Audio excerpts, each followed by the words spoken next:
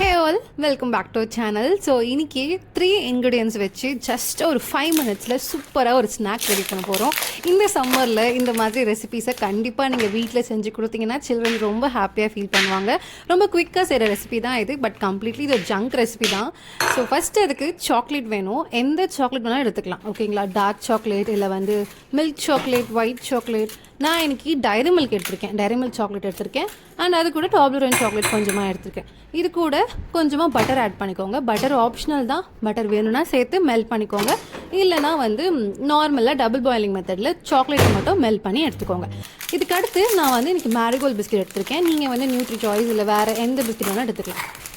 Marigold கொஞ்சம் ப்ளைனாக நல்லாயிருக்கும்.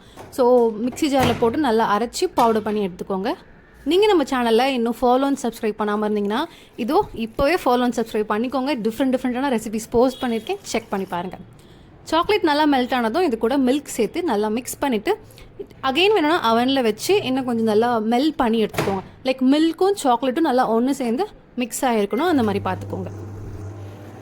நம்ம இது கூட சுகர்லாம் எதுவுமே ஆட் பண்ண போகிறது இல்லை. சாக்லேட்டோட ஸ்வீட்னஸ், அதுக்கப்புறம் இந்த பிஸ்கெட்டில் இருக்கிற சுகர் மட்டும்தான்.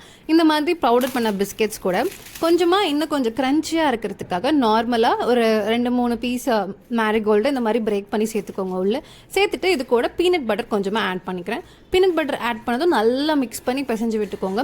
பீனட் பட்டர் ஆட் பண்ணால் இன்னும் கொஞ்சம் ஃப்ளேவர் இருக்கும், நான் அதுக்காக ஆட் பண்ணுறேன். ஸோ பீனட் பட்டர் ஆட் பண்ணிவிட்டு சாக்லேட் மெல்ட் பண்ணதை கொஞ்சமாக ஊற்றிட்டு நல்லா மிக்ஸ் பண்ணி இந்த மாதிரி ரவுண்டாக பால்ஸாக ரெடி பண்ணி எடுத்துக்கோங்க. அவ்வளோதான். இதை நம்ம இப்போ வந்து என்ன பண்ண போகிறோம்னா சாக்லேட்டில் கோட் பண்ண போகிறோம்.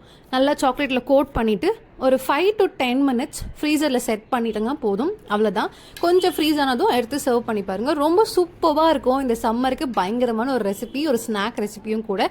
கண்டிப்பாக ட்ரை பண்ணி பாருங்கள். இந்த வீடியோவை சேவ் பண்ணி வச்சுக்கோங்க, அப்போ தான் ட்ரை பண்ணி பார்க்க முடியும். மறக்காமல் நம்ம சேனலில் ஃபாலோ அண்ட் சப்ஸ்கிரைப் பண்ணிக்கோங்க. தேங்க்ஸ் ஃபார் வாட்சிங்.